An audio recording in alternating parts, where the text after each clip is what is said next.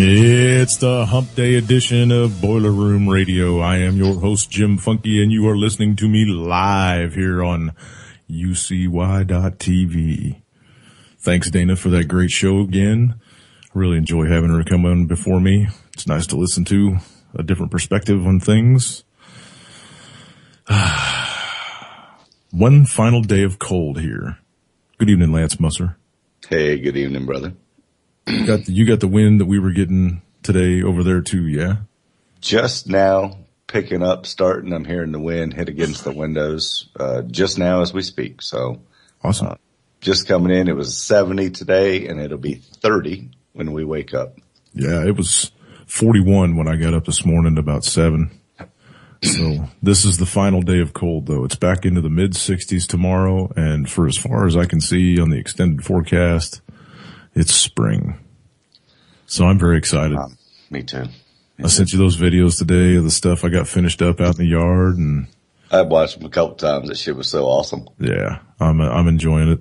It's for everybody out there that doesn't know, I've been doing the whole off the grid stuff. Got a turbine up on a pole and guy wires set, and it's in concrete, and the solar panels are working like a champ, and moved the whole battery bank into a different room and got it relocated and recabled and got a big 5,000 watt inverter on there, and it's all working like a champ, man. I'm going to run it for several weeks, kind of check out wattages and how much it drains and how fast it drains and refills, and start checking a bunch of appliances in the house and see what kind of draw they've got, and we'll go from there.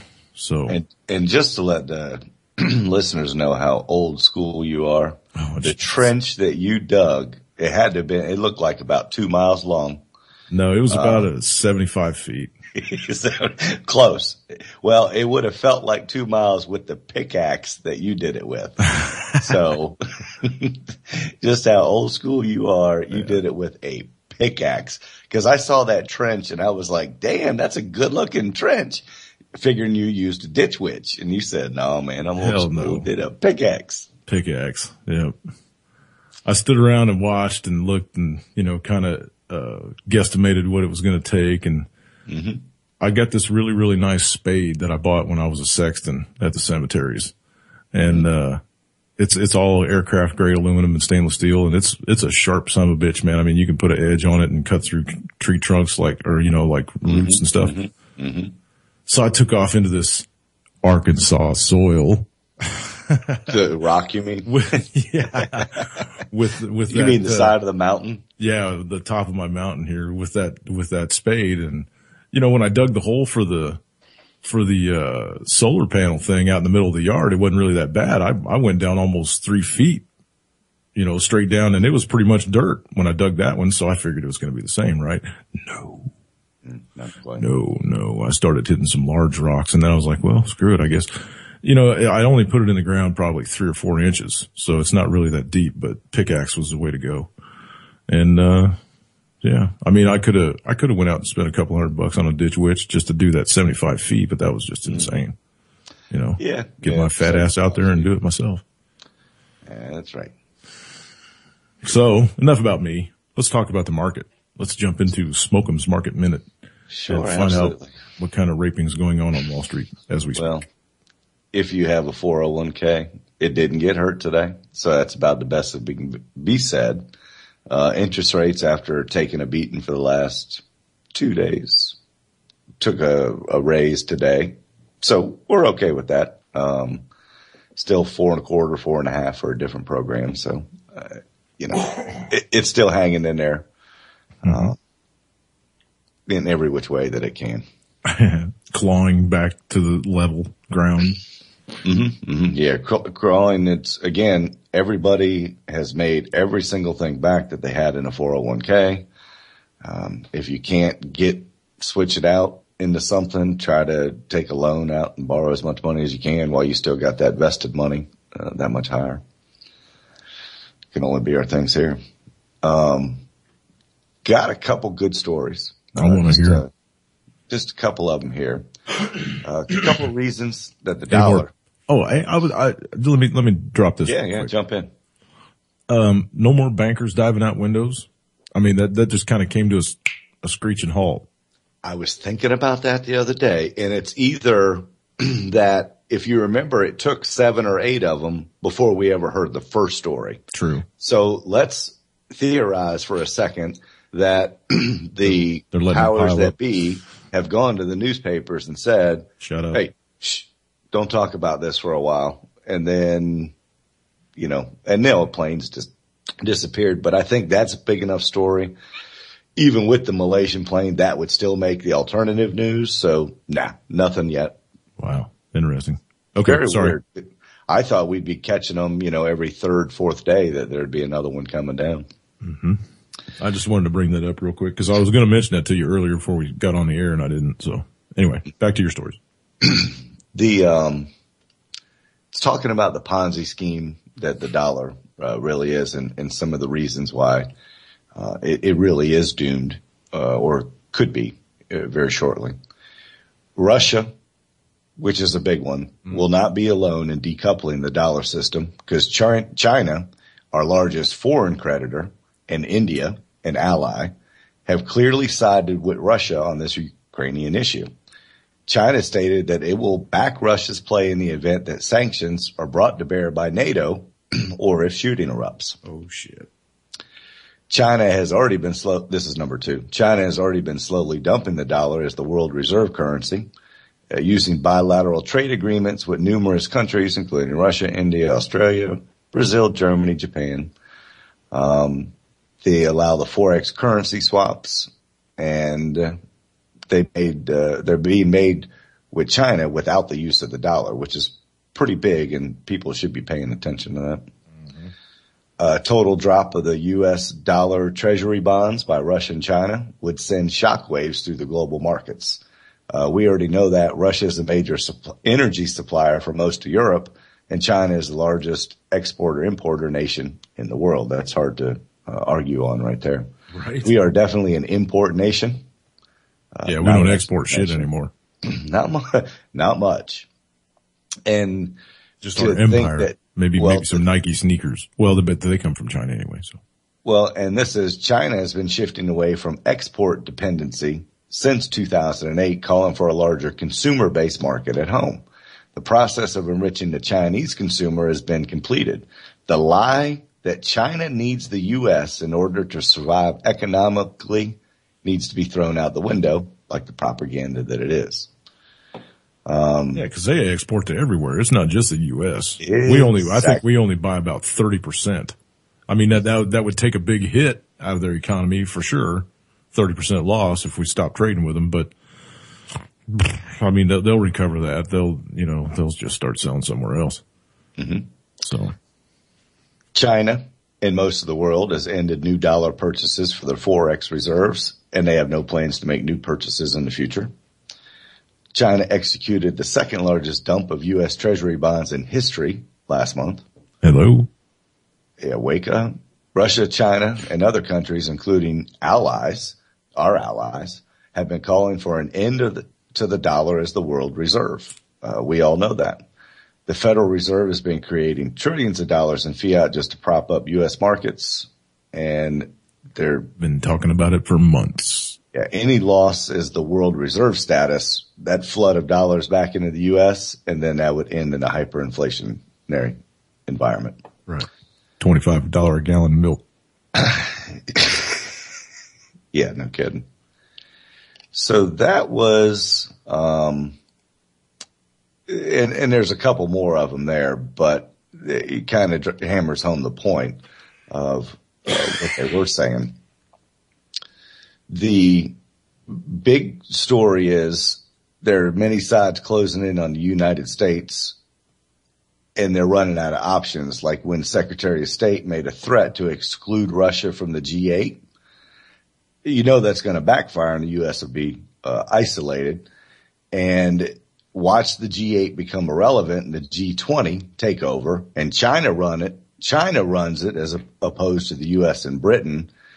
And then again, they've already called our economy fake.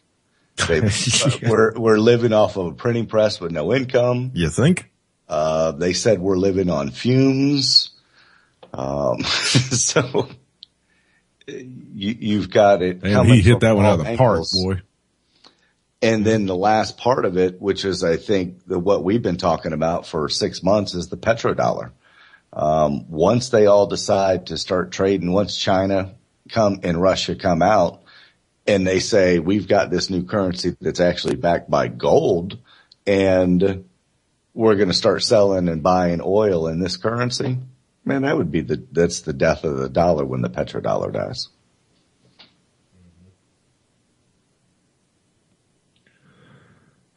We be fooked. I don't see any way out of it. I don't see any way to stop it, because the Fed's not going to stop printing money. They're not going to listen to anybody. They're not going to listen to any other world leaders. If they all had a big meeting in the White House tomorrow, and everybody that's been holding our debt and holds our debt said, "Hey, stop," they're going to look at them and go, "No, sorry, can't do it." You've got the U.S. calling for sanctions against Russia. You got Russia saying that they're going to do sanctions against the U.S. This is it. I mean, this is what they were looking for to crash the economy, to be able to blame it on somebody else. I still think this is it. It's just, and how long do you think Putin is going to wait around knowing that he's going to be able to crush the U.S. economy by crushing the dollar like he can? Right. All he'll have to do is kick all the American companies out of Russia. He's already stopped. Nobody in the city of Moscow, or the square of Moscow, whatever you want to call it, is allowed to use the dollar. Unless you're trading, unless it's foreign trade or large companies or whatever, buying and selling overseas. But no, as far as shop to shop or person to person, or you're not allowed to use the dollar. They don't even want it in the city. So, because they know it's a fake currency, fake fiat, backed by nothing. The full faith and credit of the United States. Sorry. You gotta laugh. You gotta laugh at it every time. So anyway. And speaking of being backed by nothing or zero, just to end my part of it, there are actually people out there that have, I can't even explain it. They're talking about Bitcoin replacing gold. Their argument, there's people out there telling people to buy Bitcoin because it's going to be the new gold.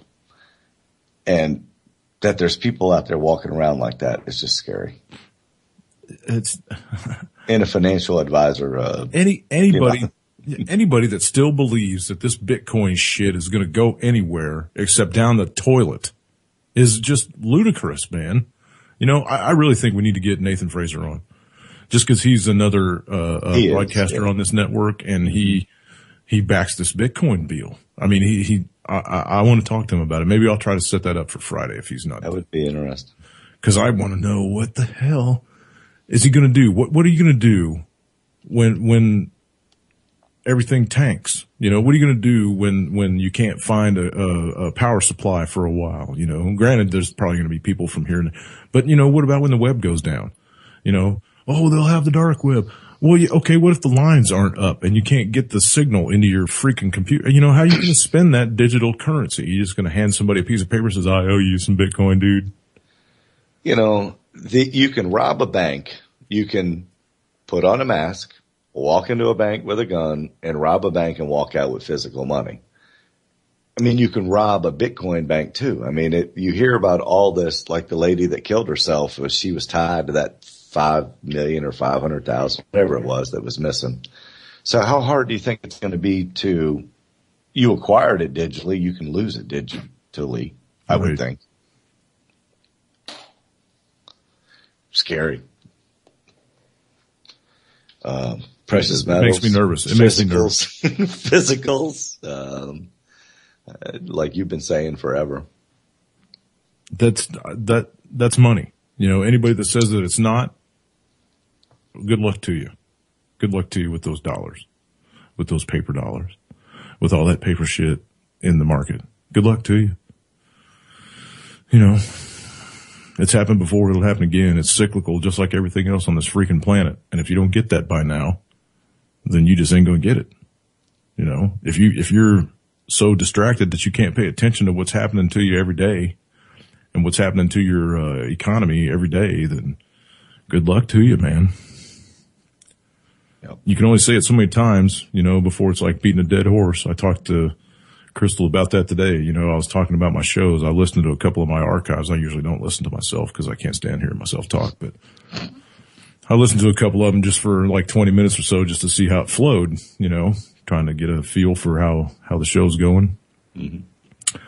And I kind of talked, I was like, wow, I'm really all over the place. We really go down, especially on the 2 hours on these Wednesday shows, we go down some rabbit holes, and some of them are 180 off from each other. Some of them. And we'll hit that shit in 2 hours, and we'll talk it.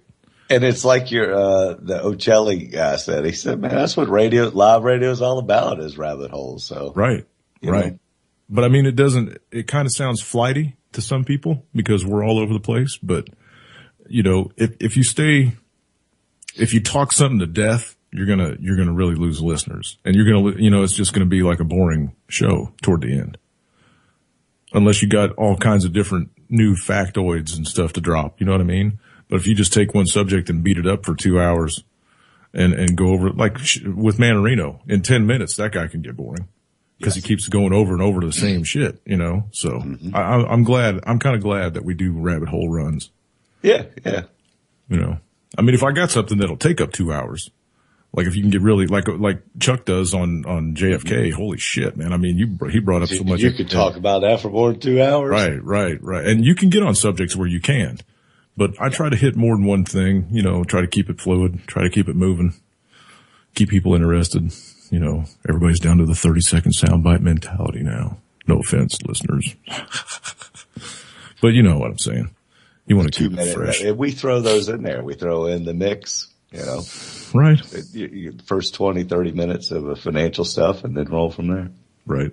Speaking of 20 or 30 minutes, we still got to give Scotty his little 225 today. FCC Targets is the name of this one, so this ought to be pretty good. Everybody pray. No ad. Hey. Hello, this is Scott Nissel Hype Report. Today's report is sponsored by the free book Ramblings of a Madman. Here are the quotes for various items. Hey, it sounds like me. First, hypocrite. Hypocrite waste of skin Senator Dianne Feinstein, who heads the Senate Intelligence Committee, is complaining that the CIA is spying on her possible nefarious activities. However, she fully supports them spying on the rest of us. Next, 20 facts on U.S. retail collapse. Here are a few. 1. Radio Shack is closing 1,000 stores. 2. JCPenney lost $568 million during the second quarter of 2013 and is closing 33 more stores. 3. Sales have declined at Sears for 27 quarters in a row. 4. Target has announced that it is going to eliminate 475 jobs and not fill 700 positions that are currently empty. Damn. Next, history unfolding. According to Richard Russell, the U.S. is now actually borrowing to pay off the interest on the huge and growing debt. He goes on to say that in a manipulated market, it may be best to sit with gold and watch history unfold. Personally, I would add silver to that as well. Therefore, after preparing, keep stacking physical.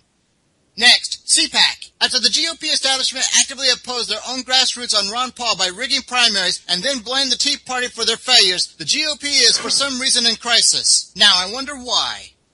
Next, healthcare. According to a Gallup poll in 2008, the number of uninsured was below 15%. Today, it is 15.8%. The good news is that between the end of 2013 and today, the percentage of Americans that say that their primary health insurance coverage is through a plan fully paid by themselves or a family member has gone from 17.2 to 18.1%.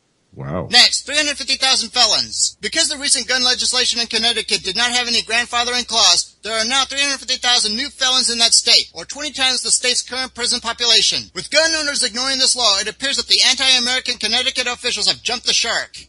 Next, drones. This year, 35 states are considering drone legislation as concerns over privacy rights and government intrusions mount. If passed, one can expect the officials at the FAA to challenge on the basis that only the FAA can say what can and what cannot fly.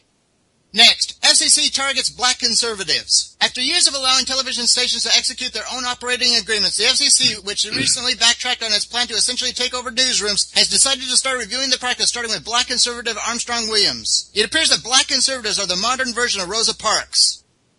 Oh, Finally, man. please prepare now for the escalating economic and social unrest. Wow. Good day. He took a trip back into history bringing that name up. Mm-hmm. I want to hit on this Connecticut thing real quick. Man. I'm talking to all the state leaders in Connecticut because I know y'all listen to my show. Have you lost your minds? Somebody at the White House listens. Have you people lost your minds? Didn't you get the hint when they didn't show up the first time for the gun registration that your law is unconstitutional and has no bearing on the general populace? Didn't you guys get the hint? Are you really going to be stupid enough to push this thing to the point where you're going to get some officers killed trying to confiscate some legally owned firearms from some patriotic citizens of this country? Are you really going to do that? Are you going to be that stupid? Are you going to go down in history as the ones that kicked it off? Stupid, stupid, stupid. Pull your heads out of your rectums. Do what your populace tells you to, because they're the ones that elected you. They're the ones that pay your salary. Knock off the stupid shit. Anything you want to add, Lance? Yep.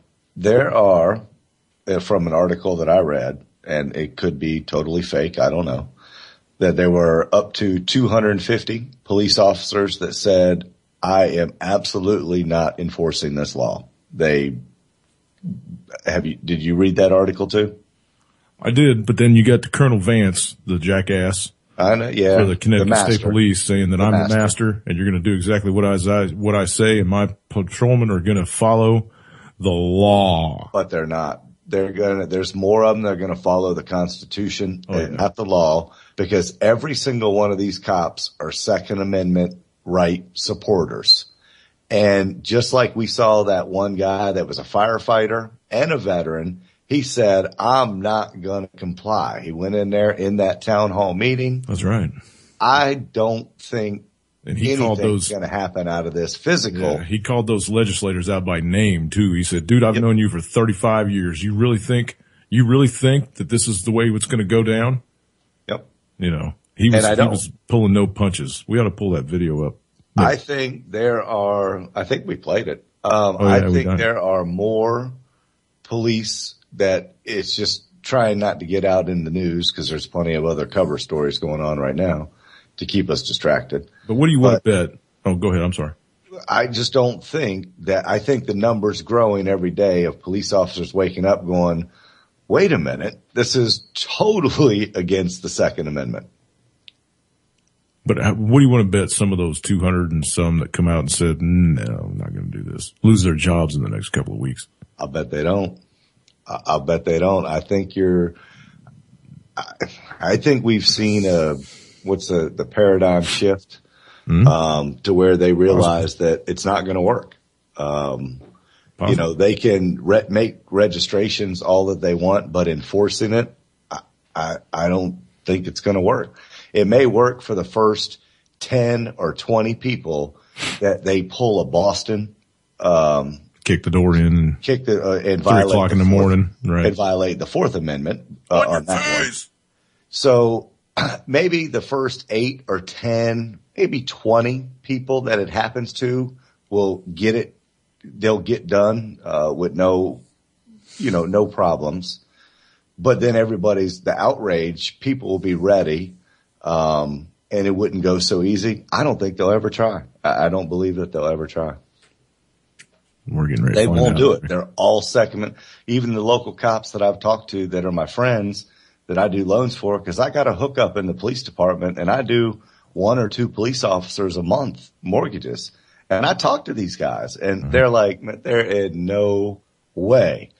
And the reserve people, and these are, good old boy hunting people on the weekend, Second Amendment supporters. Yeah. Even the reserve people, they're not gonna enforce this. Well, we can hope. Let's see. We're getting ready to find out. You got that right. So, because they are felons now, technically. Just like they according to an unconstitutional law. So all you 325,000 are unconstitutional felons. And I remembered reading that it was a felony to even bring up a motion before the House or Senate that talks about gun rights, or gun restrictions, I mean. Why don't you people go push a rope? It's crazy. Seriously. Okay. Back to the financial crap. So you want me to play Man Marino's bit from yesterday, huh? Because I didn't listen to the one today. I didn't either, but yesterday's, Manarino can get, for the listeners, Manarino can get a little bit, out there, but every single thing that he spoke about yesterday was in layman terms, and it had to do with the whole world, not just us. So I think it was fitting. Okay. Well, we can play that one. We actually have a caller just popped in. 734. I think that's Desert Hawk, if I'm not mistaken. Is that you, Hawk? 734 area code. You're live on the radio. That's me. Mute. Is that Hawk? I'm sorry. This is Jimmy. Yeah. Is it Hawk? Desert Hawk? Hawk? No, it's your friend that called in the other night. Oh, what's up, Jimmy? Oh, You got some more information for me, man? You got some more information about this American Spring thing? No, I haven't. I don't. I really can't add anything to what I talked about with you the other night. The only thing I can do is, well, yeah, actually I do in a roundabout way. But the only thing that we have to do is just keep being open about what we believe.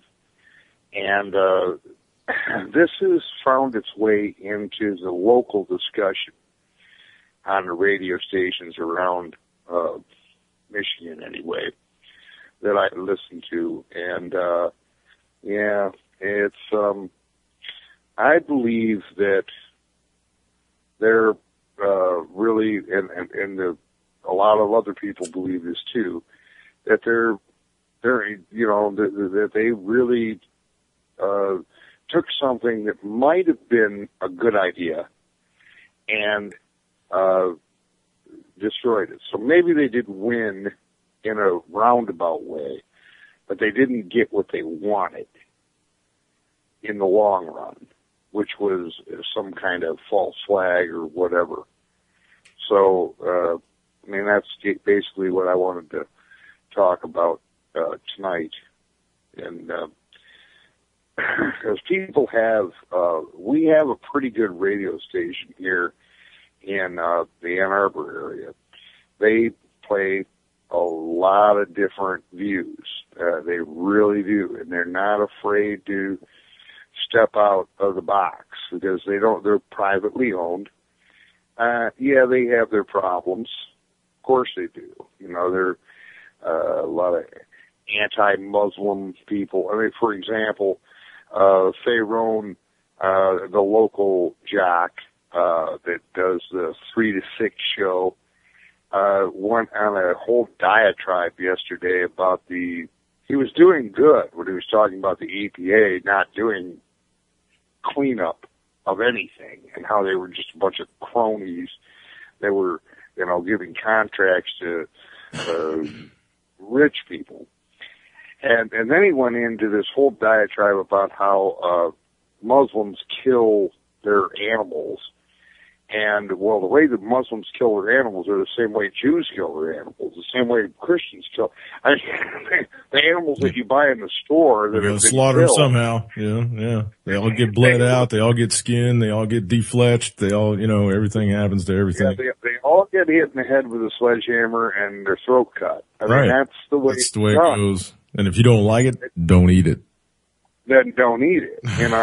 No one's saying, but he couldn't, he hates Muslims so much that he wants to, tie this into, look how evil these people are. Well, those people aren't evil because that's the way it's done. Mm-hmm. And everybody started calling in. It was interesting. It was great. It was actually rip him apart for being a dumbass. Yeah, they were just calling him in saying, well, how are they supposed to kill the animal? I mean, that's the way we've done for years and years and years. And, it ain't the Jetsons, dude. You don't type it in and all of a sudden, poof, a steak gets materialized, right? Exactly. We're not there yet. Right. Exactly. Not yet. Not yet. DARPA might be there, but not us yet. Not quite yet. They haven't dropped to the general population yet. No. So yeah, I want to jump back on this American Spring thing for a minute because I got something I want to ask you real quick. Go ahead. We're not gonna. I don't want to beat this subject up like I was talking about earlier. I don't want I don't want to flog a dead horse. So we'll kick this around for a few minutes and then we'll, let that dog lie. Cause I don't think it's going to go anywhere. Actually, Lance and I were talking about this before we went on the show. And, here's the question I got for you though, Jimmy. If you did happen to get 10 million, well, I'm not even going to go 10 million. Say you got 2 million people. You actually did get 2 million people to, un-F themselves for a while and become focused on one particular thing. And you got them all to show up outside Washington on one particular day.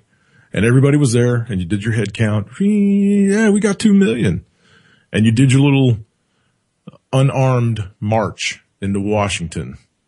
And, you were surrounded by all the Washington DC cops because that's what's going to happen. And, you showed up outside Capitol Hill and you sat down in the street and you blocked traffic for a day or two and did your little protest thing. Do you really think that it would change anything? Probably not. But on the other hand, would it motivate the rest of the United States? You think it'd get coverage? I mean, if it was all non-violent and shit and nobody got killed and nobody got arrested and if it was all just like a regular protest, you really think it'd get that much coverage? Let's take a look at something, that did happen there. Okay. On the mall. In Glenbeck, I know, you can say whatever you want about him, but he got probably somewhere in the neighborhood of 1.2 million people to actually show up on the mall for his little 912 project. What did it do? It made him a shitload of money. It made him money. I agree with you. I'm not. I'm. Believe no, I just had to throw that in there. Go ahead, keep going with your point, dude. I said right. But the point is that it did frighten the establishment that people are starting to realize that there are strength in numbers.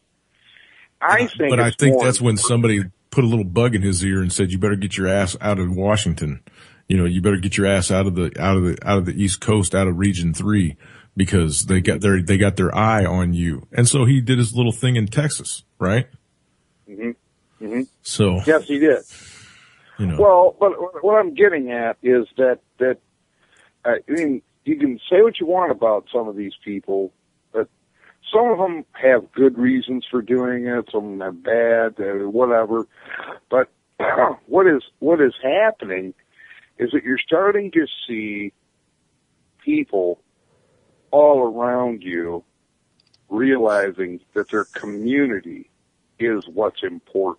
And that is what is very important.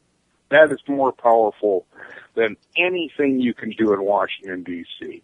And they're falling apart, people. Your local communities are falling apart. Right.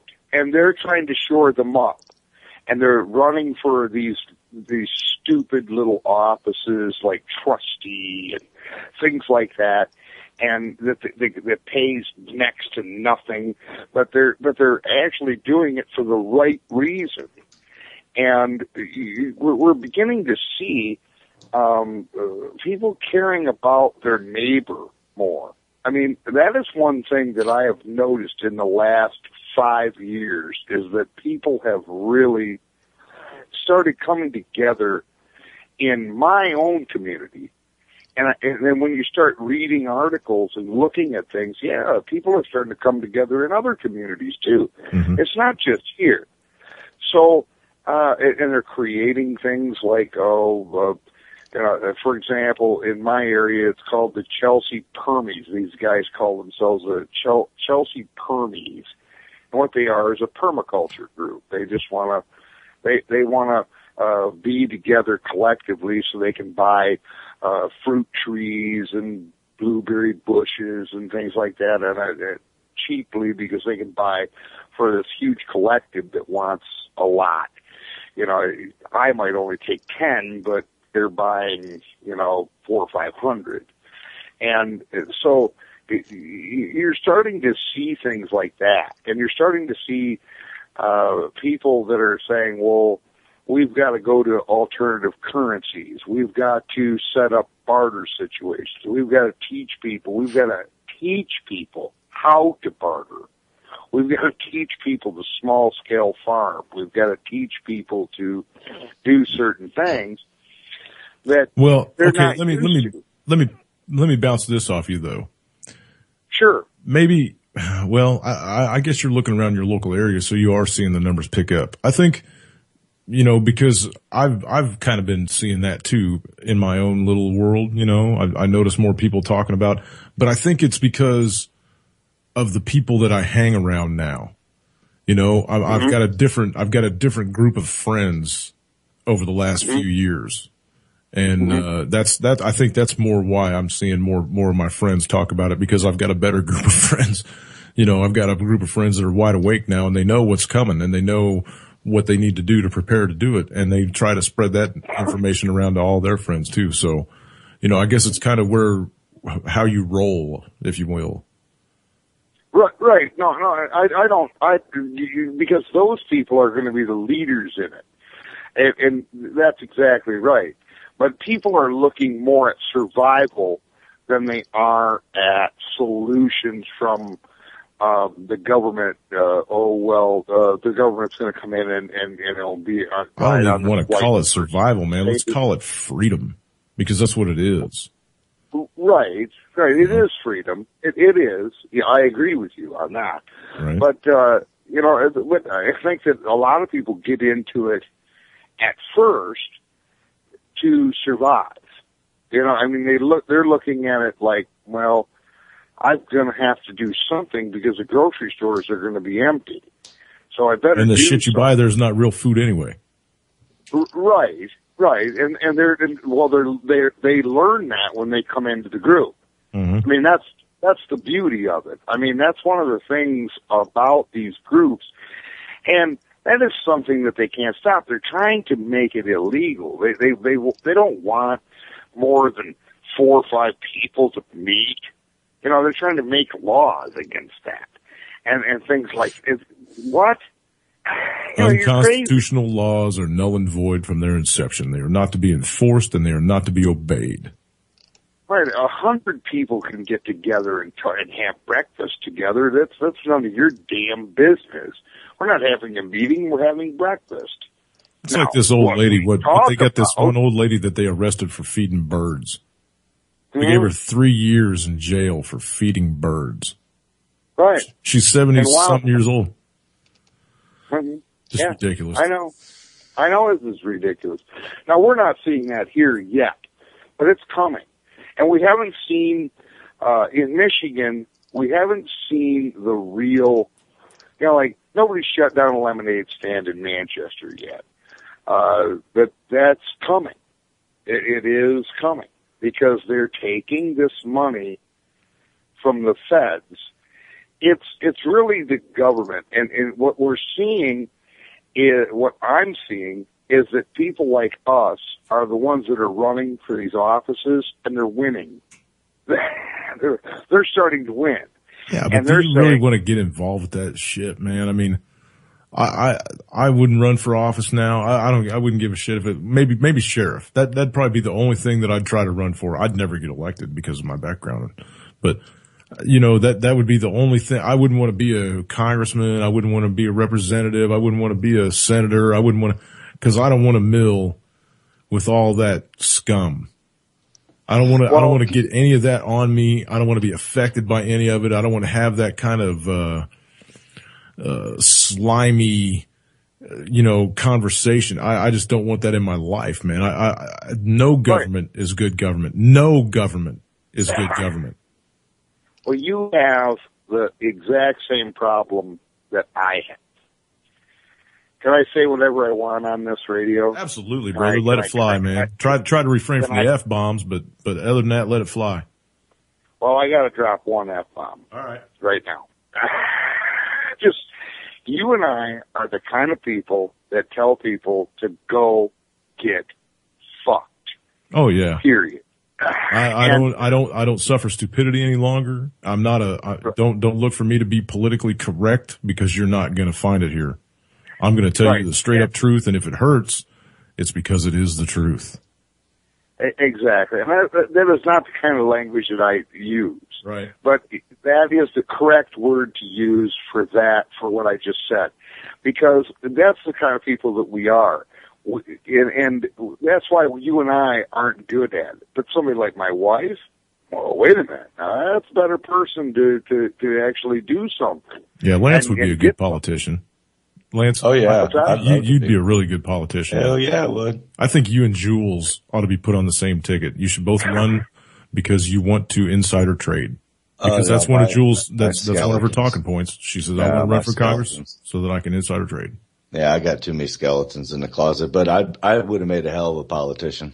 But, yeah, because you actually sold used cars for a while, didn't you? Hell yeah, man. 10 years. That's practice. That's all. I've been a salesman for 22 years. So yeah, I can talk some shit. That's for sure. Yeah, that's OJT. Mm-hmm. Right, we're people like you and I. We're just never gonna. No, that isn't our game. That isn't our game. Our game is to rally the people. We're the sergeants. We're not the officers in this whole thing. I know what I want. I want to be Jules' press secretary. I want to be her press. I want to be the guy standing in front of the podium talking to the press. Cause those guys are slick, man. Whoo, they got to know how to lie about everything on their feet. They got to think on their feet. All the White House spokesmen have been pretty darn smooth talkers. Oh yeah. Oh yeah. You got to be smart. Well, and that's why you're exactly right. I mean, that's why I wouldn't win, because I would be trying to change things for the good and trying to buck the system. So they wouldn't like that. Well, you can buck the system. You can buck the system. It's just that you gotta make it look like that's what needs to be done. No, you gotta be willing to catch a bullet too. You gotta be a salesman. You have to be a salesman. That's what you have to do. In reality, you gotta sell snake oil. Yeah, but you can't sell the truth. No. You can't sell the truth. You remember Alan Grayson? When he first got up in there, he was speaking the truth all the time. Now you don't hear a peep from that kid. It's the same thing they did to Ron Paul. That's why Ron Paul moved back to Texas and shut his pie hole. They said, you either move on or you're a dead man. Yep. Fall in line or find your fate. Yep. Right. That's why Grayson don't talk anymore. But the thing that happened with the Ron Paul movement is that he created a ton of people like him. And They're then not he flipped. exactly like him, but he created them. And you're not going to be able to stop all of this. Well, he had that little ass clown in his campaign. I can't remember what the dude's name is. It was the guy that was running his campaign. Flipped to the other side and went to work for a Republican and just turned, and he just gave up. You know, he gave all those people that had all their faith in him. Cause I actually got into the Ron Paul revolution for a minute. You know, I was like, yeah, this guy might have a chance this go around, you know, cause Bronco's a dork. But, you know, and then it just fizzled. It went away and he just turned ass on all the people that were backing him. You know, he just gave up and he didn't even give a reason. You know, he just said, see ya. Campaign's over. Going home. Well, I don't know if he did that. I think that when you read his books and you read, you know, if you read into it and understand what he was really trying to do, he knew what he was. And he was trying to light a fire under the American people. And I think that he was able to do that. Now, the fire might be a smoldering fire right now. It's not burning all that great, but it's still there. And, you know, so, you know, I can't, you don't know what you have to do to make it work. But the thing of it is you have this idea of freedom. You can, I'm living it, bro. I'm living it. It was going to take, and he did. He realized that it was going to take several generations to train the people that live in this country. Oh no, like we don't have that kind of time, man. We don't have that kind of time. We don't have 30 years. We don't have 20 years. We don't have 10. No, we would if you could get somebody in there with balls enough to get rid of certain departments. Then that would free us up to where we could deal with others. You have entirely too much faith, Jimmy. You have entirely too much faith. Running things, not the people Lance, you see. Educate this guy, Lance. Yeah, man. I mean, what you're seeing, the people, there's no change in anything. The people that are in there that you see aren't the ones writing the playbook. They're not the ones calling the shots. This has been going on for more than 100 years. 100 years. There is nothing good about the government. They are not for the people. Oh, they never have been. They never will be. They do exactly what they're told by the people that run the planet. Well, I'm not trying to say that they're good. I'm not trying to say that at all. You can't change it either, though. You can't change it. You're not going to go in there and change it. You can't change it. You're not. No. You're wrong. You're wrong. That's what I'm telling you. You're wrong. If you were president of the United States, you could eliminate. No, you couldn't. No, you couldn't. You would get killed by JFK. Was president of the United States, and he wound up with his brains on the back of a fucking Cadillac. Or Abe Lincoln. He tried to overthrow the Fed. That's right. You're not going to change that shit, dude. No, there is not. No, there is not, because they do not run this country. This country was designed from its inception to make people rich, and it did it. It was an experiment, and they've been running the show from the word go. 225 years. Yeah, and until you get that, you're just going to be running in circles, brother. You're trying to chew your own tail off. Because you're never going to change the system. That's why I tell people, do not pay attention to the government, because they don't pay attention to you. No, they don't. Well, they are now. They are now because they're scared of what. They're running rampant. They're jacking everything up to a breakneck pace. But it's still not going to change a goddamn thing. They're still going to run this country into the ground, and they're going to divide it up amongst themselves until we kill them. We're doing our job. If they're afraid of us, then we're doing our job. We're drawing fire. Andrew Breitbart was doing a hell of a job until they gave him a freaking heart attack at 41 years old in the middle of the fucking street on the way home. Yeah? He was doing a bang up job. Who's the kid that crashed the Mercedes into the tree? What was his name? I can't remember. God forgive me. The Rolling Michael, what was his name? Hastings. Yeah, Michael Hastings. He was doing a hell of a job, brother. Yeah, yep. All we're doing is drawing fire. That's what we're doing. We're drawing fire until we get enough numbers to where they can't fire on us anymore. We're realizing that. We've also gained in some areas. Hey, if anybody else, hang on, let me throw this out real quick, because we're on a roll now. I didn't think it was going to go this good, but hey, we're cooking. 718-717-8296. The phones are wide open if anybody else wants to call in. If you're on UCY.TV's friends list and you want to join in on the conversation, because I think this is going to go for probably the next hour. 718-717-8296, or hit me up on UCY.TV. Let's get this thing going. We'll have a little round table on where this country's going and what we can do, and opinions. I want opinions from everybody. I want opinion. You know, if we really can, if Jim's I have right, to be the token optimist. Well, I'm trying to get you some help, man, because me and Lance don't see it going anywhere but down. But you know, if anybody else wants to jump in on Jimmy's side, come on, call in. You know, if you really, honest to God, think that there's a way that we can change this. If you want to jump in against me, go ahead. I mean, I'm still going to be an optimist, because every time we win it, I don't care how small the victory is. It's a victory. You know, it really is. It's a V in our camp. You know, whether it's property rights, whatever. You know, so I've had some success, and I'm very impressed with what we've been able to do locally. It's hard work. It's hard work. You're talking about local stuff, though, yeah? Oh, sure. The only way we're going to change this is from the bottom up. You can't. You're never going to get Obama and the idiots in Congress to listen to you. They're not going to listen to you. They don't give a damn about you. You don't have enough money. But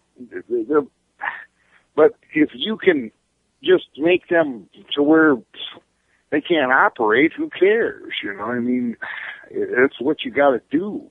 You have too many sheeple following them to make that a reality, though. And I'll ask you a question that I've asked Jimmy, or I've brought up before. If all politicians are against everything that's wrong with America, then why is it still fucked up? I mean, both sides. If both parties are against welfare, if both parties are against outrageous budgets, if both parties are against this and both parties are against that, why do we have it? Because they're not the ones calling the shots. Really against any of it. It's all a game. That's what I'm saying. It's all a game. They're there. That's why they kept the parties to two. That's why you have never seen a third party in all the years that we've had these elections. You've never seen a third party because that would throw a wrench in the works. They want to keep the people fighting with each other over stupid little shit all the time so that they can keep doing what they're doing on Capitol Hill and nobody pays attention to the big picture. That's exactly right.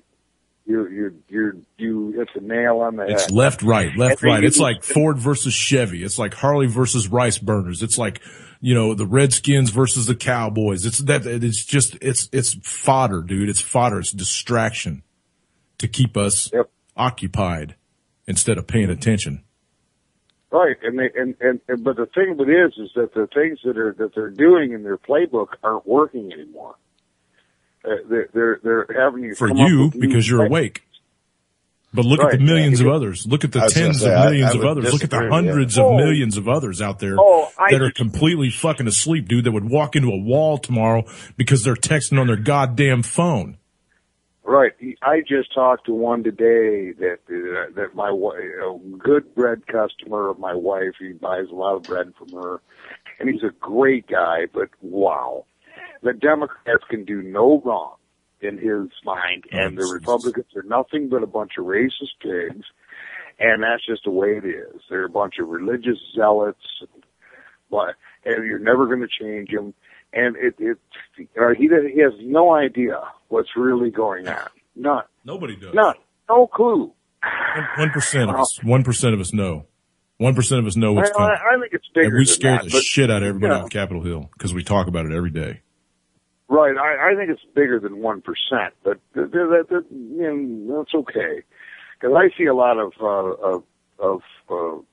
people that voted for Obama that are really starting to realize that even Hollywood's turning on him, man. What he hit a bottom. He hit his new low in approval ratings, I think, the other day, 37 or 38% or something. Right. Well, in Congress, it has like a 2%. Yeah, that's their family. I mean, that's their family members. That's just the people that, got their same last name. That's Monsanto. Yeah. Oh, yeah. It's all the lobbyists voting for him, too. You guys are banging. Yeah, exactly. It doesn't have anything to do with you and I. You take a look at people like Justin Amash. He's not perfect, but he's better than most of them. Terry Benevolio from Michigan, too, and we might get another one, Terry Bowman, to take over John Dingell's spot. These are all congressmen? And I don't even care about these. I don't even care about the federal government anymore.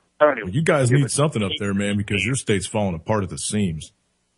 The China's coming in there buying up property and shit around Detroit like mad. You're going to be a foreign interest. And our governor's selling it to them. Yeah. And people are starting to see it, and they're pissed about it, which is good. And we're also but you're not going to stop it. How are you going to stop it? Unless you go in there and buy up the property yourself, you're not going to stop it. It's free sale. Just because they're giving Chinese nationals preferential treatment. There's some lawsuits about, do you own the property in the first place? The Fed does. And, what's that? The Fed does. They've been buying it up for months and months and months and months and months and months. We've been talking about it every goddamn day on this show, every time I'm on the air. They're printing $85 billion a month, buying up, but that's what they tell everybody right now, buying up mortgage-backed securities and all these derivatives that are floating around, all this toxic shit. So they own all these properties that are in foreclosure. So how are you going to stop them from selling it? How are you going to stop them? They actually gave the Chinese preferential treatment on all property and real estate that the Fed owns. They get to bid on it before anybody else gets to bid on it. That's written in their charter now. That started as of, I think November of last year, right, Lance? Something like that. Yeah, I know what you're talking about. I do know what you're talking about. I didn't know it was quite as bad as what you're saying, but. So that's what I'm saying. How are you going to stop it? Well, you can't. Well, you just said they're trying. They're filing lawsuits and stuff. They're going to waste their time and their money. Well, they filed some lawsuits in a couple of talking about, well, wait a minute, who owned the property in the first place? Well, the city owned the property, and then there's no transfer, and so we're going to have to wait and see what the FOIAs say and what have you. Well, I'm not talking about city-owned stuff. I'm talking about privately owned houses. All this foreclosure property, all these, and they're buying big buildings, like 30, 40-story buildings for $1,000. They're buying homes for $1. 3 and 4 bedroom homes for $1. You can do that. You can do that, Detroit. I know you can't. That's what I'm trying to tell you. All the property that's owned by the feds, the Chinese get first dibs at it. And they're snapping it up, dude. If it's owned by the federal government, yes. If it's owned by the federal government. Right. That's what I'm talking about. But if you're talking about state-owned stuff. You can buy houses right now for $10 from the city of Detroit. You can buy entire blocks for $1,000. You can. Now, but the thing of it is now you own this, and you can't do a damn thing with it. You can't develop it. You can't. There's all of these rules, and you still have to pay taxes on it, though, too. Mm-hmm. Oh, that's why they want a new owner, because they want somebody with pockets. Of course. You can certainly pay your taxes on it, but you can't do anything with it. That's why it's not selling. So the feds are probably snapping it up and selling to the Chinese. That's probably true. There's probably a lot of truth to what you're saying. I'm sure there is, because they can get it dirt cheap and they don't have to pay anything, basically nothing. So. Okay, so let me jump down this one rabbit hole with you for a minute, since you got this, ray of sunshine up your butt about the federal government and how we could change things. So say a couple the feds, I don't think we can change anything with the feds. I don't think, I agree with you. I think we should just let them collapse. Okay, well, what about all these congressmen that you're talking about? These congressmen that are running, these guys that are running for Congress. If they get up there and they start trying to change things, what do you think's going to happen? A lobbyist is going to be in their face so fast with a fat-ass checkbook. I mean, you don't think these guys can be bought? Everybody's got their price, man. Everybody's got their price. Well, I appreciate what you're saying, but what they have done is nothing. They have done absolutely nothing in the federal government. Right. Justin Amash and Kerry Benevolio haven't done a damn thing in the federal realm. It's because they're nobodies. Absolutely nothing. But what they have managed to do is come back to the state and have some kind of leadership here. Here is where it matters. Try to establish something local.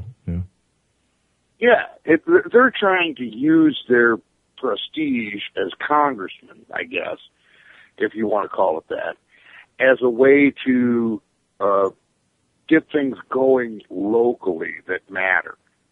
And so they've done... Well, kudos to that. It's admirable. Yeah, so long as it's not cronyism, so long as they're not throwing all their goddamn relatives in there collecting a check off of us. Like Nagel. Oh, no. They haven't. From what we've seen, we watch these guys pretty close because we know them. They're friends of ours. I mean, we know them personally and stuff. So we're not, it's not like, they're not, I don't know I don't even understand how to put this into words, but what they're doing is they realize that the 10th Amendment, this nullification thing, this is the only way out. We don't have to secede. What we need to do is just render the laws. We need to render the federal government inert. Nullify all the laws.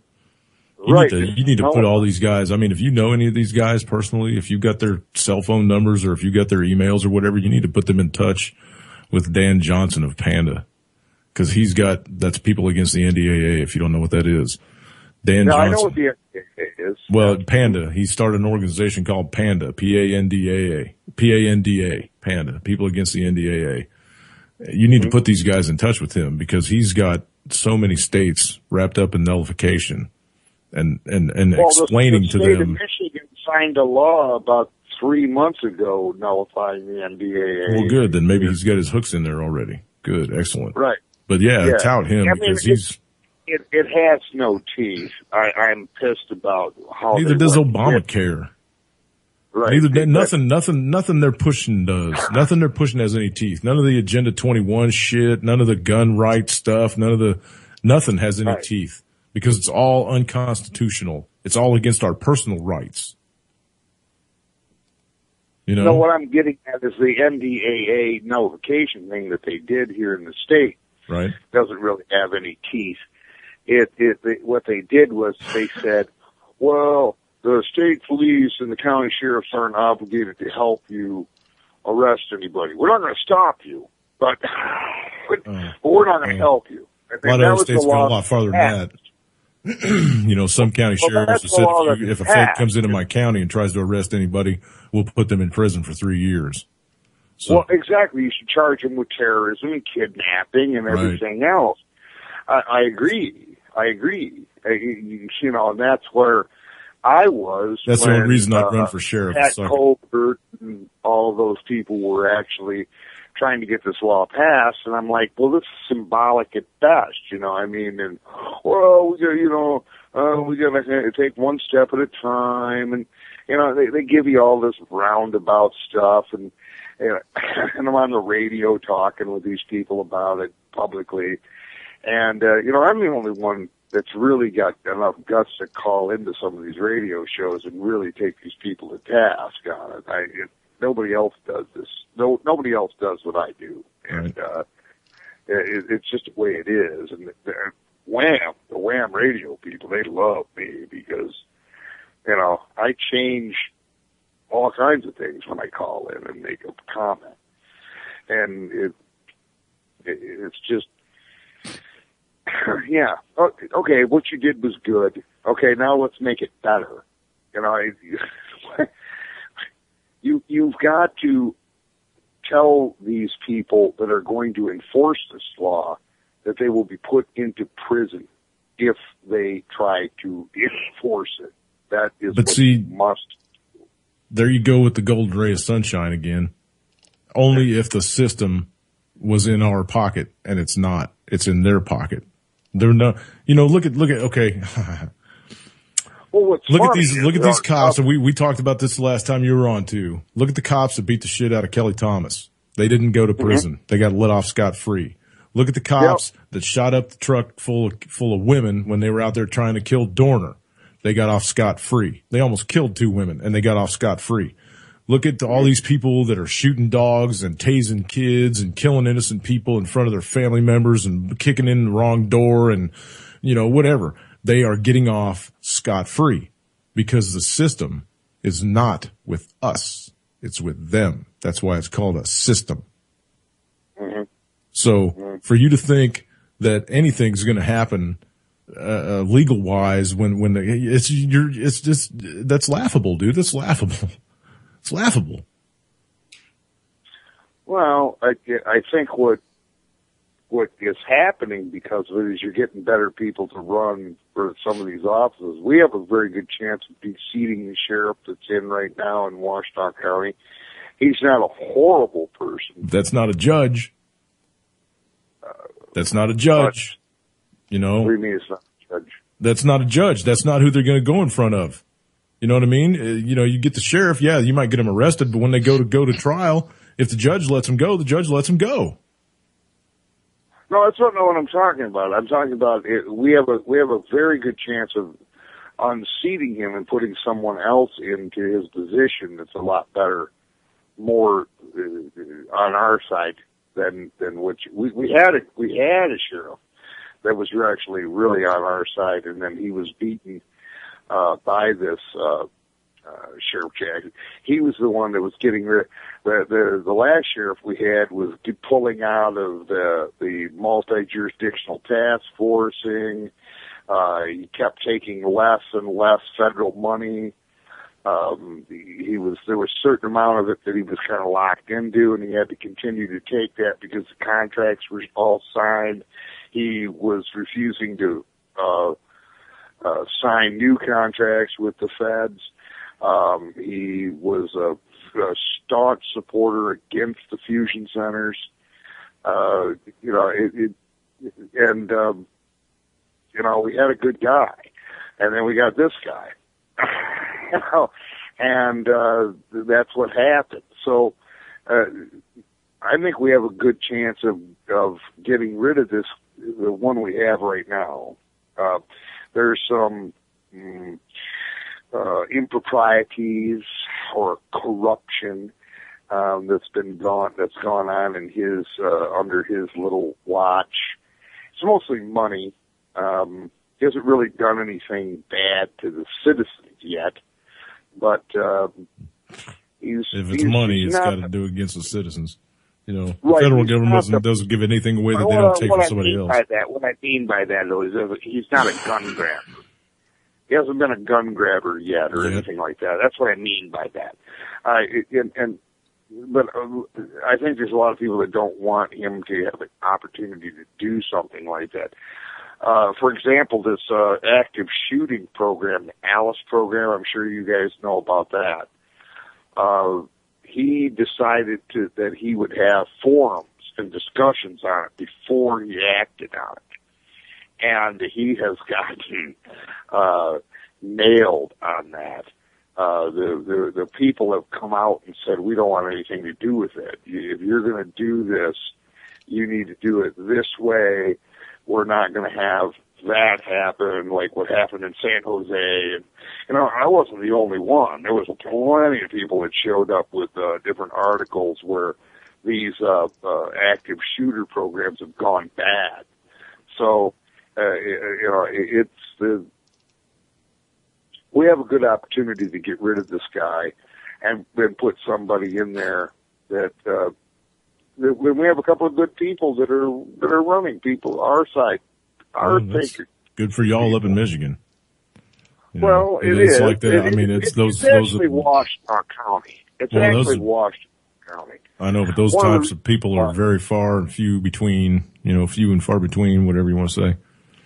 Well, but the whole thing is this stuff has got to start somewhere, and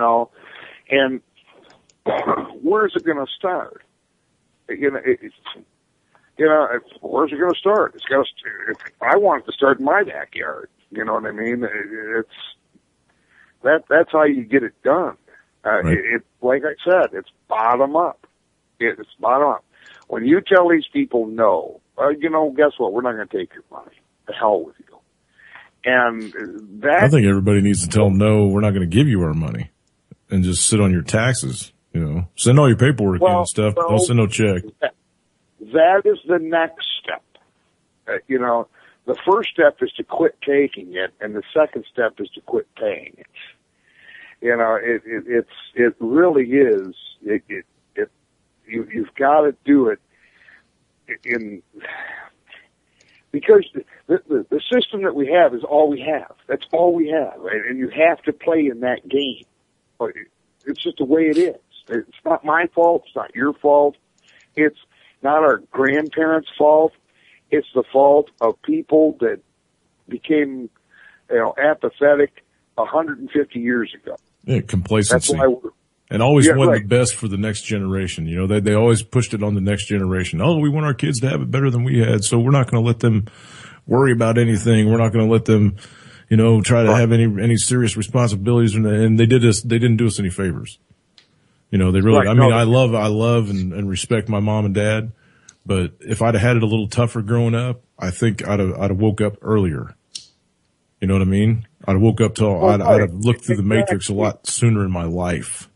So. Well, what does it say in our Constitution? What it says in our Constitution is really very simple. It says that we ordain this Constitution for ourselves and our posterity. Right. So what that means is that we have to keep it. We have to make sure that it works. And we cannot allow ourselves to become complacent and apathetic and allow it to just go down the drain because we believe these 1984 Chicken Little arguments that the sky is falling. You know, it comes to, that's what it's really come to. And the sky is falling. Well, not the way they say it is. So they're the ones that are making it fall. I know. That's what I'm saying, though. I mean, that's what everybody needs to jump in there, Lance. I got something to say about the Constitution. Go for it. And this is where history has done a great job of deflecting what the true, why it's there, why it was written. And you got to go back and look at it and think. The founding fathers put it in place. Every single article, every single thing in it points towards a tyrannical government and keeping a good government in check, smaller, and having the people in charge. That's every single thing about the Constitution because they knew what was coming. fully directed towards controlling a government so it doesn't get to the size, the control, the domineering, the tyrannical area that it is right now. The founding fathers knew it. That's why they put it in place, and it's been shredded, and then people just have forgotten why it's there. And that's exactly why Ben Franklin said anyone that would give up freedom for a little bit of security deserves neither freedom nor security. Well, he also said when the woman asked him on the street, what type of government are we going to have, Mr. Franklin?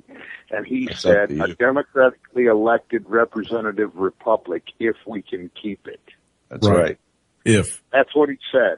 So, the burden of continuing and making the government open, because the government's not going to obey the Constitution if we let them get away with not doing it. We have. They don't now. The last 200 years. Now. That's why that's what I'm trying to tell everybody. That's why I'm trying to wake everybody up to. This is, you keep saying, if, they might not, they don't. Why do you think the Patriot Act circumvent the Constitution every chance they get, and they laugh at it. That's why the Patriot Act and the NDAA is to circumvent the Constitution. The whole idea behind the three branches of legislative, executive, and judicial was to not allow. Are you really going to allow the government to be the referee for itself? It is. They are. It already is. That's what I'm saying, man. You're right. That's the whole point behind the 9th and 10th Amendment. They say you can say to them, we don't give a tinker's damn what the Supreme Court said. We believe that this is wrong, and we're not going to obey it. Come and make us do it. And that's it. The way that they've done it is just simply through bribery. That's how they've done it forever. They've just been able to withhold funding and what have you, and that's how they do it. It's just bribes. It's just the way it is. What'd you say, Lance? You would have needed to start that 100 years ago. It's too big now. It's out of control. It's uncontrollable at this point. I mean, again, the 9th, 10th Amendment, yeah, they're all great. The first, second, third, fourth, I mean, all of them are there for a reason, but those reasons should have been acted on at least 60 years ago, but probably sooner than that. They're too big. And we've given them entirely too much power. Yeah, they're too big. With the stroke of a pen, a presidential pen, he can override all three branches of the government that you just talked about. And there's no. He has. That's what Keith says he can. He can. He's done it. And the only reason that he is getting away with it, well, sure, the reason why he gets away with it is because nobody says anything about it. Well, that's bullshit, dude. We're talking about it right now. Yeah. I've heard 100,000 people say something about it. Nobody does. All over alternative news, people are talking about it. That's right, but you're not going to get a goddamn thing done because they're all in the system. Yep. That's right. There's only one way to get rid of this government and to stop them from running over the top of us, and that is to kneecap them. That's the only way. That's the only way. You're not going to, Take a look at what they've done and how ridiculous it is. They go back, take a look at Millard versus Filburn, which is a Supreme Court ruling from 1947. And this is what they created Obamacare off of this ruling right here. What it was is a guy named Roscoe Filburn was a farmer, right? And he raised some wheat, and he kept the wheat and fed it to his chickens and his livestock, and he ground some into flour, which him and his family consumed, and then he saved some of the wheat back, and so he had feed. And he didn't buy or sell any wheat or flour or feed. And they sued him. This big company sued him. And Millard Company sued him. And they won because the Supreme Court said because he did not buy or sell, he therefore affected commerce. And because in Article 1, Section 8, it says that Congress has the right to regulate commerce between the states, that they have the right to step in and say, well, you can't do that. So they ruled against him. And that is what they use. They used Millard versus Filburn from 1947 to make us all buy health insurance. That's how they did it. That was the root. That was the precedent. That was but they've already squashed that though, because Millard versus Filburn or whatever the hell the name is, that actually is a case between a private citizen and somebody else. It's not between a state and another state. Citizen. Yeah, that's what I'm saying. I know it had nothing to do with. Yeah, so I mean that's already been shot down. People have already argued that in court and had that. Well, yes, they have. The gentleman out of Florida, where they used that, and the federal judge didn't have any of that with the federal prosecutors. He was like, "You're full of crap." Right. That doesn't have anything to do with interstate commerce, you morons. That's intrastate commerce. That's right. That's why it's been dropped in several states. They've already nullified Obamacare in several states because of that. Oh, so yeah, they have. But that was actually their argument. That is what they used in, and numbnuts. What's his name? John. What's his name? Can't even think of his name. The Supreme Court Chief Justice. Roberts. John Roberts. Yeah. Roberts actually cited that in his ruling. That it's a tax. It's a tax. Yeah. They got him to fall in line though. He shut his pie hole. Yep. Well, yeah, they did something to him. They had something on him or something. I mean, maybe it's the way it's always going to work, man. It's the way it's always going to work. We do got another caller that joined us, Vincent Easley the second, somewhere out in the desert southwest. Good evening, Vincent. How's everything? Great, man. I'm back in Vegas. Got back a while ago. Oh, right on. So you're going to be able to do your show, huh? Or are you going to leave it to Chuck? Yeah. He's a great guy, man. Yeah, he is. So what do you got to add to the conversation, man? Well, I was going to start in where you guys was working at. I think we got to look towards is like quorums. That's something that I want to be looking at and trying to understand better. But from what I understand, how Congress adjourned and all that, and we went to a corporation, all that. So, just basically an illegal corporation as a nation. And I think the only way really is to start locally and learn how that quorum works and take the local politicians to account. I was down there, and thanks to Mike in Salt Lake for hooking me up with looking up Jay Jones down there.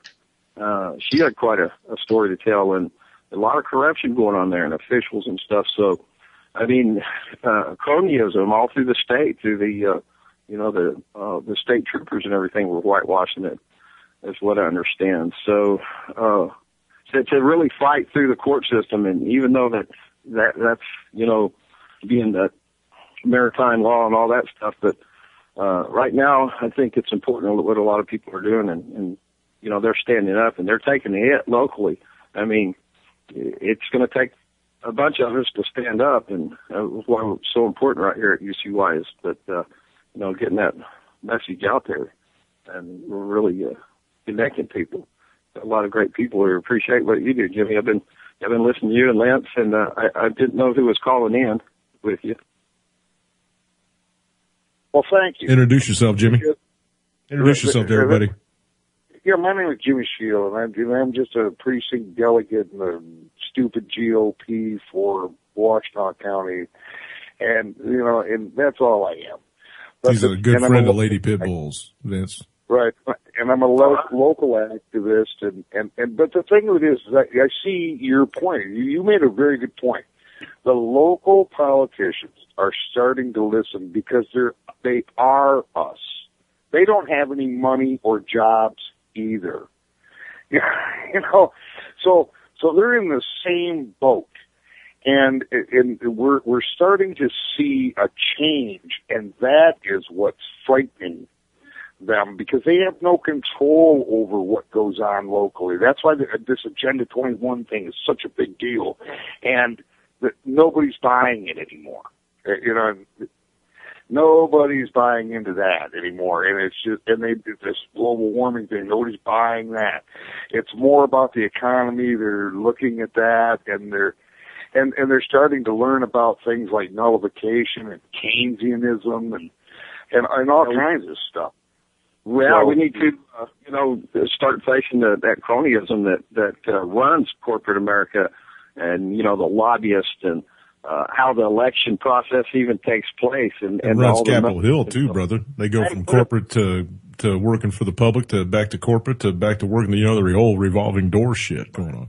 And what you were saying earlier, Jimmy, about the third party. They do throw that third party out there, like the Bull Moose Party, or with Ross Perot, or try to make people look stupid. Yeah, and like you said, Ron Paul walks away and he's like, and your guest, or maybe it was Lance, had said that he had written something. Why? But I never understood. I just assumed maybe he saw that film, where forward and back, forward and back. Yeah, you know what? Back and to the left. Yeah, there you go. Right? So, and that's exactly what they told him. They told him, catch a bullet, shut up or catch a bullet, go away or catch a bullet. And you can, one of the reasons why I'm in the Republican Party is just because it's more logical right now to be in that party. That just makes more sense, because we're just having a lot more of the older libertarians come in, the younger kids are coming in. There's a black kid that comes here. His name is Jaleel. He's going to become a precinct delegate in Ypsilanti Township. And we're just filling all of these holes, and they can't stand it, because our people actually show up to vote, and they spend all this money and they get these people elected, and none of them show up. We're the only ones that do. Until Diebold comes into local election machines. Would you say until Diebold comes into local elections? Once they get those Diebold machines in there, then they'll be able to punch up whatever numbers they want.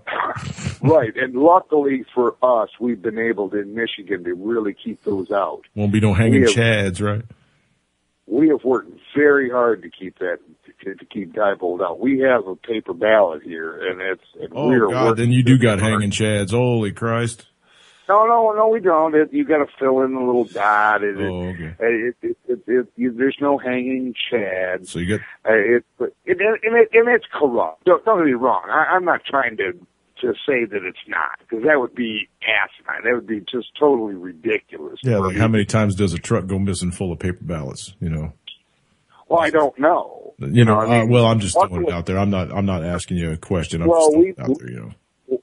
We've been able to put our people on the board of canvassers and things like that. All of these little things mean something, and it's hard work. You don't understand how hard I work on this. That's why I'm very passionate and very optimistic about what we're doing.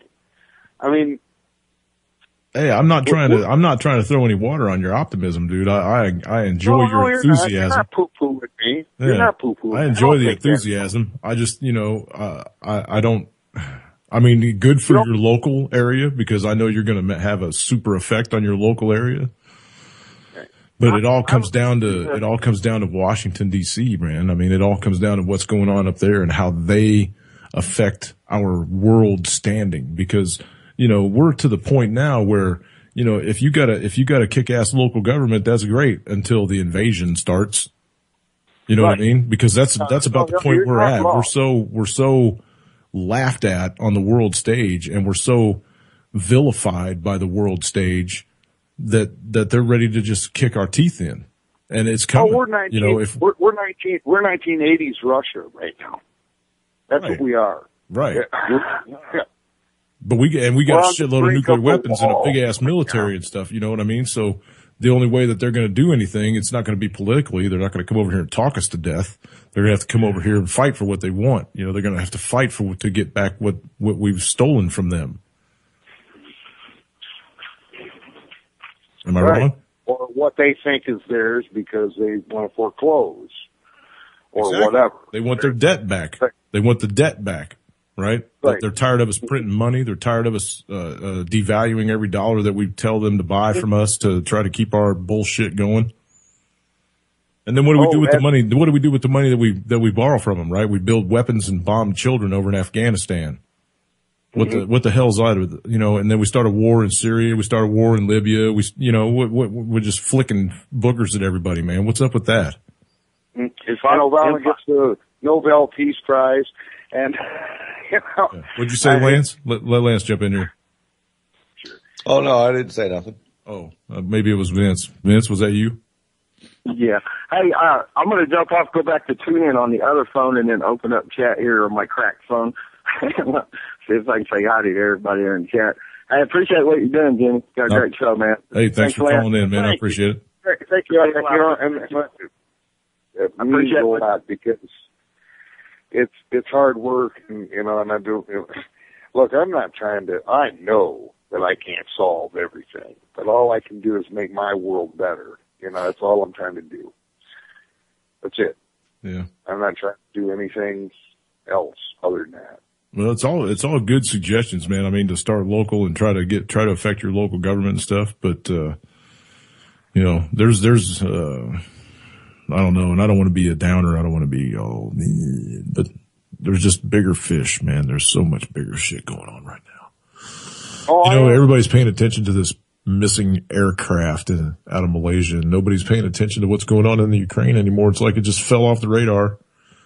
You know, there's no more headlines on MSM about Ukraine. There's no more talk and chat about Ukraine. Very little anyway, unless it's somebody that's directly affected by it. But everybody's just talking about this whole missing aircraft. Oh my God, this plane disappeared.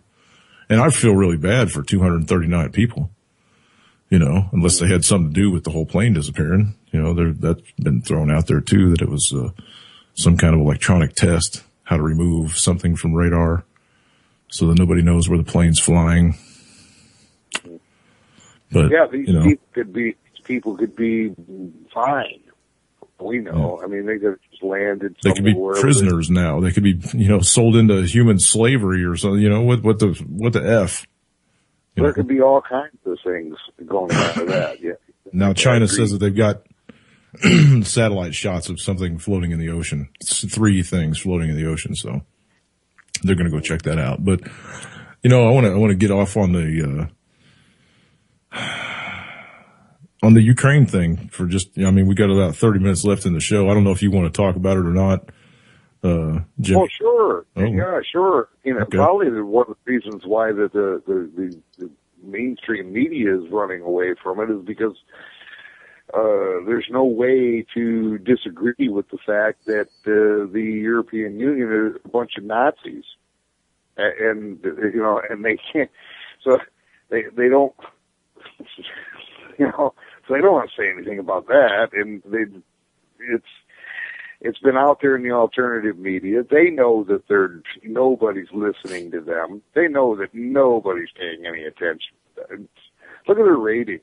I mean, more people probably listen to your show than what watch any MSNBC show. I mean, come on, it's ridiculous. You know, give you that much credit. We are worldwide though, so here on UC. We are worldwide. That's right. Oh, do you think you have 100,000 listeners worldwide, probably? Oh, shit, I don't know. I'm not even going to guess. Maybe 12, 15. Oh, listeners? well, no, there's more than that because there's 20 in the chat room, so maybe I got 25 tonight. Oh, okay. Well, you know what I'm talking about, though. I mean, more people pay attention to shows like yours. Right. Than well, they're starting to. Because it's just it's a bull session between people that are actually doing something rather than sitting around on their ass bitching in a coffee shop somewhere, you know. It's the truth. You know, it's the absolute truth. I can go to the bar or the coffee shop and bitch. And what good does it do? None. It doesn't do anything. You know, but I can go talk to politicians, and the next thing I know, they're talking about the same things that I was talking about. Private property, legalizing industrial hemp, and things like that. So I see that as victories, personally. I mean, I guess that's where I'm coming from. And what, you know, I see these little things happen, and I see, wow, that's influence. We've done something, you know. So what do you think about this whole Ukraine thing, man? I mean, it's coming apart at the seams. It's, just because this plane went missing in Malaysia doesn't mean anything stopped over there. These guys are still, I saw some blurb today that said that the Russian military was going to allow the Ukrainian military to fly a reconnaissance mission over the border to make sure that troops weren't massed on the border ready for the invasion. Well, but then again, I've seen some videos coming from some people that actually live in the northern peninsula of Crimea, where it sticks up into the Ukrainian territory. And there was all kinds of freaking tents and vehicles and Lance. I passed that to you, I think. Yeah, I saw it. They were just stacked up everywhere. So I don't know what to believe about this whole deal going off over here and whether or not it's going to just kind of tumble downhill into World War III. Like I said, 2 weeks ago, I talked to that guy on ham radio, and that was 2 weeks ago, and he was saying that the Russians looked like they were taking a defensive posture around their area. Now, that doesn't mean that things haven't changed since then. I would love to get back on ham and go talk to that guy again, and find out what's going on. But I'd actually like to get that frequency from you if you could drop that to Wendy at some point. And get there isn't a frequency. You have to go through. Yeah, you're lucky to hit it. It's through satellites and repeaters, and it's whoever happens to be listening at that time. You can't. It's not like I can just call him. You have to understand. But I mean, there's a certain frequency that you hear him on, right? I'd like to be able to tune into that because I've got that's a repeater frequency, and it was only because of this contest that he was monitoring that. Oh, okay. I got you. Yeah, you see what I'm saying? For the most part, he's talking to people in his neighborhood. He ain't talking. He's got really stayed diligent. If I had the equipment, I could have talked to him the next night and the next night and the next night. But I don't have that equipment, and it was just a random thing that we just happened to get this guy. It was lucky, and we wound up talking for about 30 minutes or so, and that's how it happened.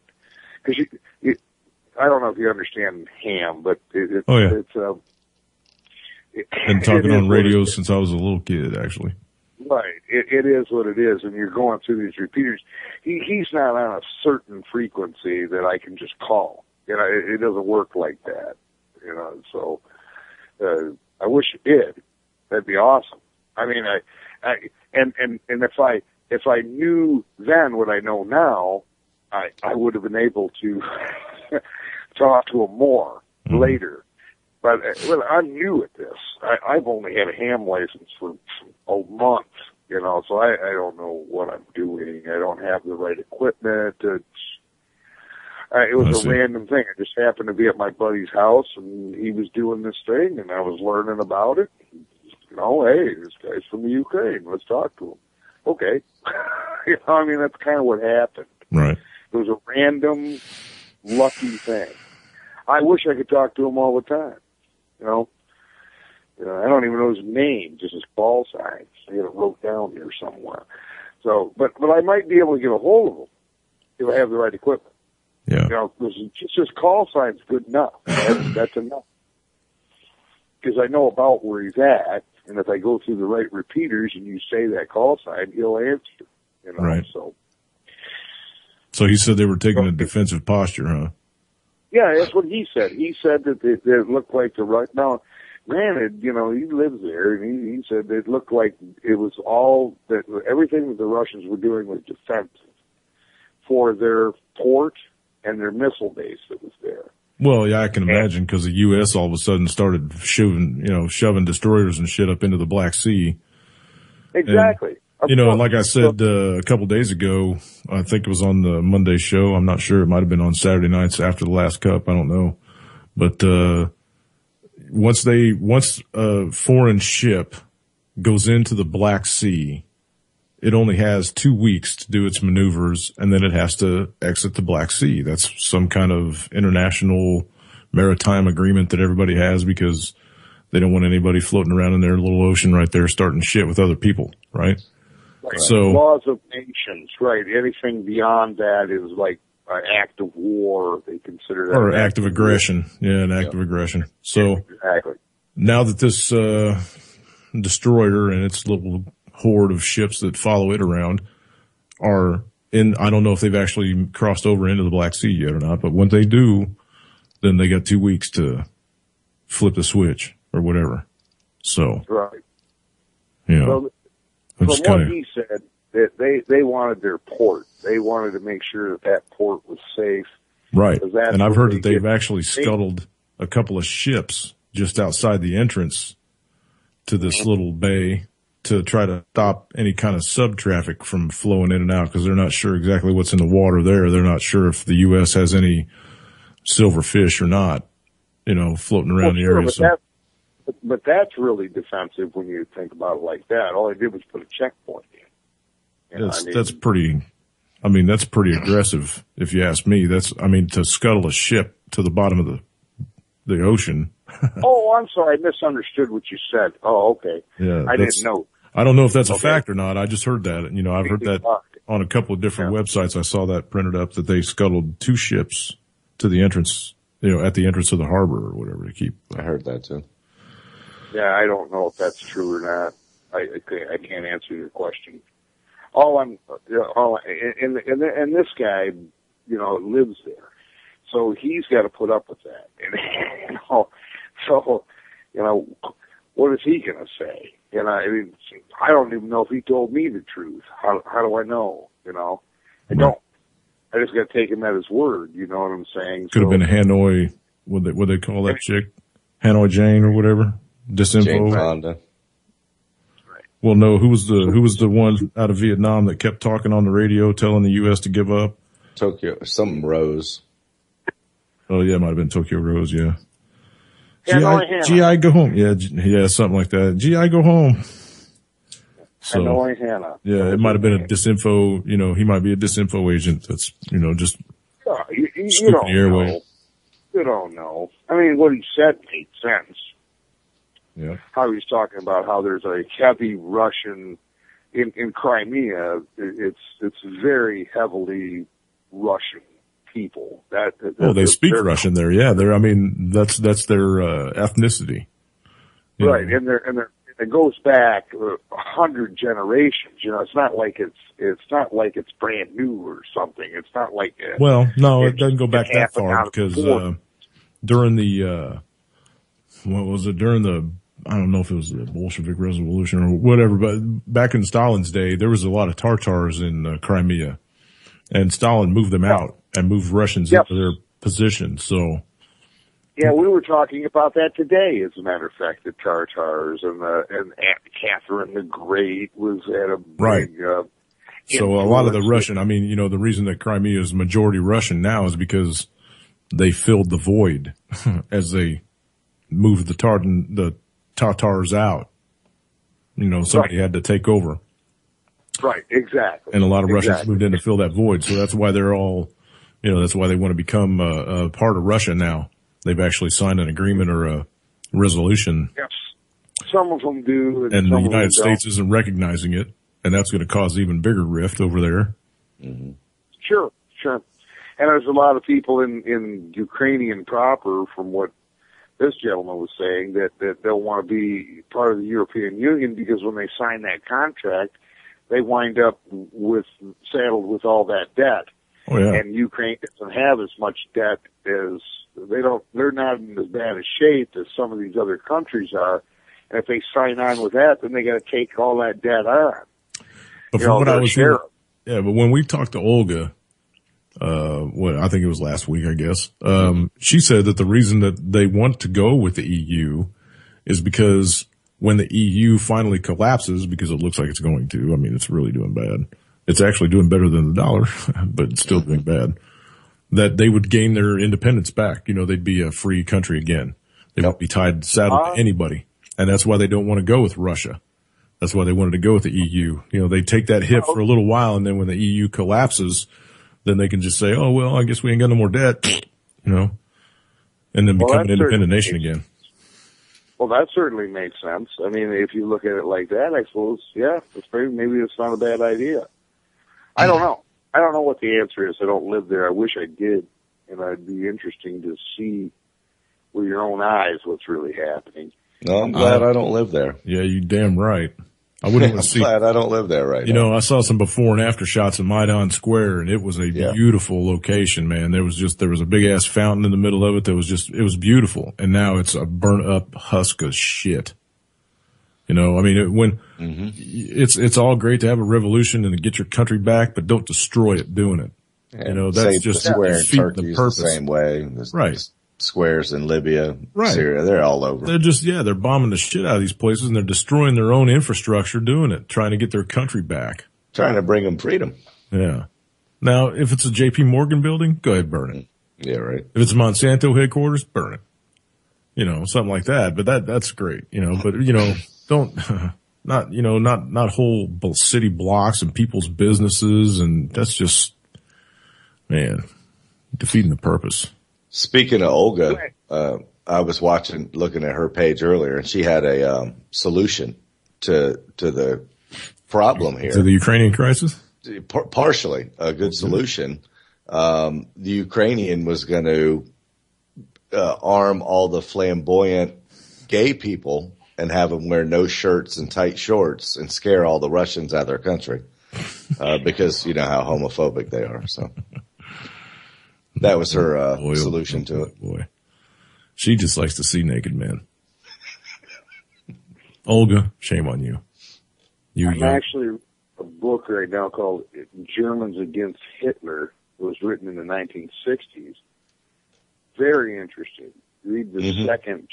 I'm rereading the second chapter. I just read it. I'm reading it again because it's like economically. That's pretty much where we're at in this country. Politically, that's pretty much where we're at in this country. And it's really interesting to see the rise of communism and fascism in our country. It's always been there, but that's what I just told you, man. This is all by design. It's really moving forward, and it's pretty much we're at probably about 1936 Weimar right now. That's because when you fail to pay attention to history, you are doomed to repeat it. And people in this country have become so complacent that they haven't paid attention to what's going on around them. Yeah, no. And one of the biggest problems that we have is nobody loves their country, or their community, or their neighbors. Not anymore. They expect somebody else to do it for them. We've become a push-button society.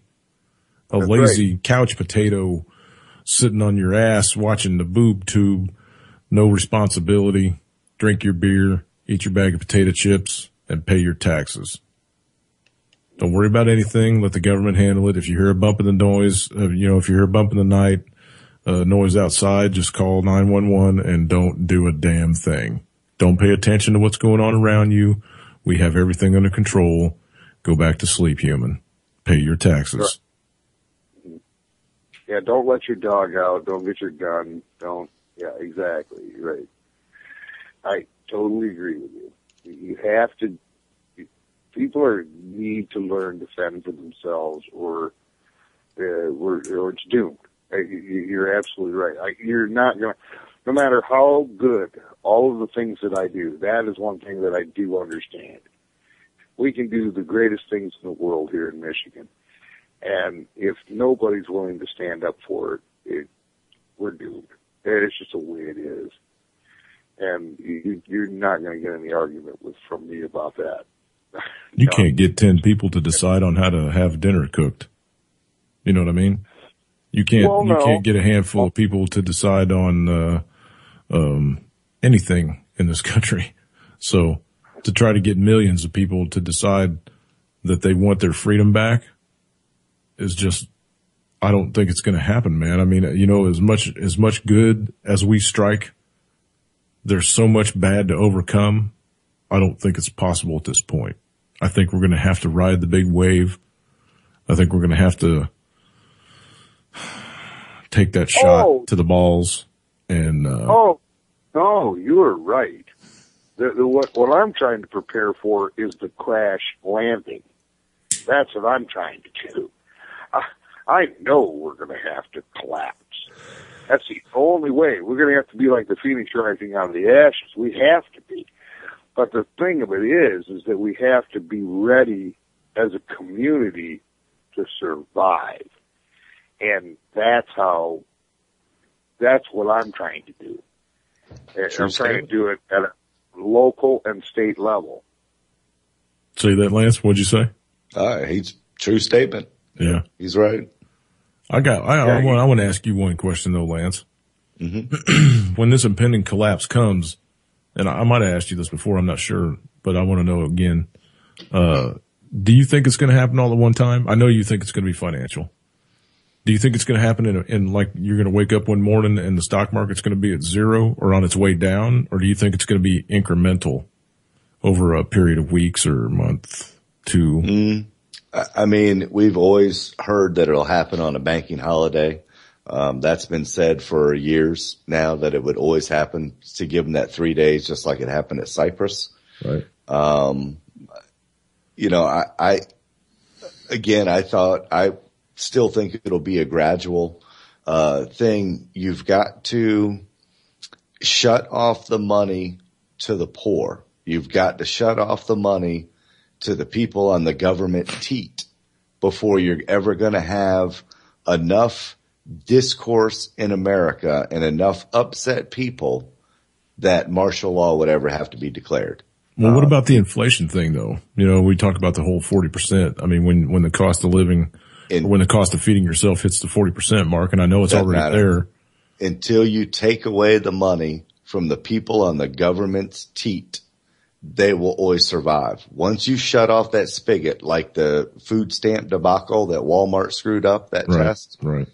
Until you shut off that teat, you're not going to have the pandemonium in the United States that they're looking for to be able to swipe that pen, bypass all three branches of government, and declare a state of emergency, if you will. So you think that the correction is going to be during the banking holiday, and that correction is going to kick it off? Because I think that's the only thing that's going to stop the handouts from the government, is if Wall Street takes a big whack like that. It is so hard to tell. They're going to do it. They're going to do it to where they can shut off welfare checks. They're going to do it at the right time. That'd have to be like a government shutdown, right? Yep. You're right. That's what they're going to do. And so when's the next talk about the funding, about government funding? A year. I mean, 6-8 months. I mean, the Republicans just laid down and gave the Democrats an open checkbook for the entire budget. I mean, they laid down no talk about government shutdown, nothing. And I think the reason why, they know that this is the final hoorah and there's no need to posture anymore. Wow. Oh, yeah. I agree with that. That's you're right. And they're going to start seizing bank accounts, and just like they did in the buy-in. The bail-in. Yeah. Bail-in.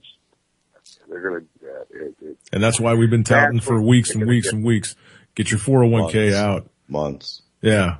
Get your 401k out of the market, man. And because, you know, really, I mean, this is what we're telling you. We got no idea when it's going to happen. It could happen tomorrow, for Christ's sake. We don't know.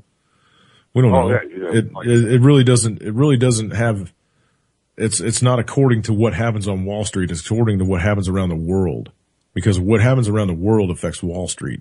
If tomorrow Putin wakes up and gets a hair up his ass and says, I don't want GM in this country anymore, get out.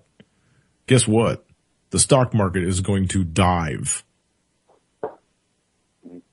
Yeah. Derivatives, all of that. Everything's going to take a hit. You're absolutely right. And with all these phone calls flying back and forth, I don't know if they're going through a playbook and they're actually on the phone going, we got them all on the hook, man. You know, that could be. I don't know. But if they're actually playing for keeps, you know, I know Putin tends to be, because he don't mince any words. And I don't know I thought he was part of the big club. I'm beginning to wonder now, because he's really floating his own boat. Yeah. Does he want to be tough nut to crack? Whose side is he on? He's got that whole Spetsnaz fucking, you know, dark demeanor about him. You don't really know. Well, his eyes don't, he doesn't have any tells. He doesn't have any, his eyes don't give a tell away or nothing, you know? No, he really doesn't. He's, and on one side of it, you look at him and you listen to what he has to say, and you think, wow, he's not really that bad a person. And then on the other hand, you say, well, wait a minute, he's a scumbag. You know, every politician is. He changes from, yeah. He's really, he's a tough our government people have more deaths on their hands than that guy does. Oh, there ain't no doubt about that. And he's ex-KGB. So yeah, it's just not talked about. That's all. You know, he's got a huge dossier, but you know, he's got so much freaking power over there. And when he speaks, people listen. And I don't know if it's because they're scared to death of him, like they were Stalin, or because I imagine he's probably capped a few people for, you know, screwing up. He's got them bamboozled too. They think that he's for them. Well, he kind of, I mean, if you listen to him talk, just like Jimmy was saying, if you listen to him talk, sometimes he is. You know, when he gave that whole speech. If you listen to a politician talk when they're running for office, they care about you too. Well, yeah, but he wasn't even running for office. He was just talking to true. the whole population. It was true. Last year, I think. He said, look, people, you need to start paying attention to this country. You need to start building this country. Instead of going to the clubs every night, why don't you go home and spend some time with your wife and have a baby? Right. You know, why don't you, and he told all the investors in the country too. He said, you're no longer, you know, no more than 30% overseas. If you want to invest, invest in Russia. Mm-hmm. Yeah, he's a very nationalistic thinking guy. Yeah. I mean, he really is. You can call it nationalist if you want to. You can call it statist if you want to. You can call it patriotic if you want to. You could call it patriotic. Certainly you could. I don't think of nationalism like I'm thinking. When I say nationalism, I'm not talking about Hitler's nationalism. I'm talking about Ron Paul's type of nationalism. In a lot of ways, Putin's a lot like Ron Paul. He's for his country and his people. He seems to act, at least he acts that way publicly. But I don't think he thinks the Russians are better than anybody else, though. You know? Yeah, he does. Yeah, do you think he does? Oh, no. Absolutely. I don't get that from him. I think that he thinks that their country is a powerhouse. But as far as Russian people, cause he's full on. I mean, he says, you can come over here if you want to come over here. If you want to immigrate to this country, go ahead and immigrate to this country. But when you come here, you're going to be a Russian. We're not going to bend our will to your religious beliefs or whatever. If you want to come to our country because you need us, then you become one of us, which is just the opposite of what we do in the United States. We bend over for every Tom, Dick, and Harry that gets off a boat. Mm-hmm.